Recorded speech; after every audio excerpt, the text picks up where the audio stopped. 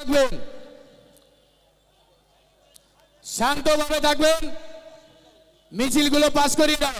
আমাদের যারা ভলান্টিয়ার আছে মিছিলগুলো পাস করিয়ে দাও।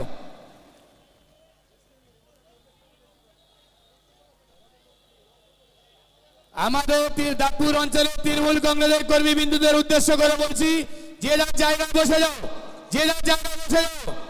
মিছিলটা ধীর স্থির ভাবে মিছিলটা বেরিয়ে যাচ্ছে, আপনারা নিজ নিজ আসন গ্রহণ করুন। আমার প্রিয় বন্ধু দলের কর্মী যারা রয়েছেন এখানে, ব্লক সভাপতি এবং নেতৃত্বরা রয়েছেন, আপনারা শান্তভাবে এখানে মিটিংটা শুনুন। তৃণমূল কংগ্রেসের বীর যোদ্ধারা, মমতা বন্দ্যোপাধ্যায়ের সৈনিকরা, অভিষেক বন্দ্যোপাধ্যায়ের সেনাপতিত্বে আমরা লড়াই করি।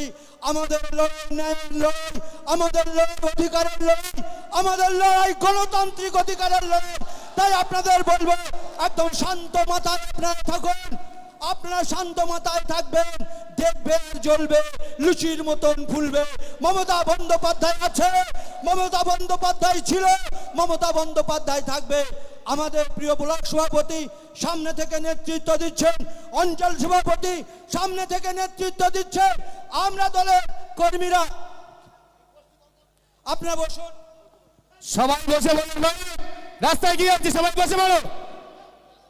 রাস্তা থেকে যারা আমাদের লোকজন আছে, টুটুল ভাই, আনসুর ভাই, সবাই শরীফুল ভাবি, সবাই বসে বলো।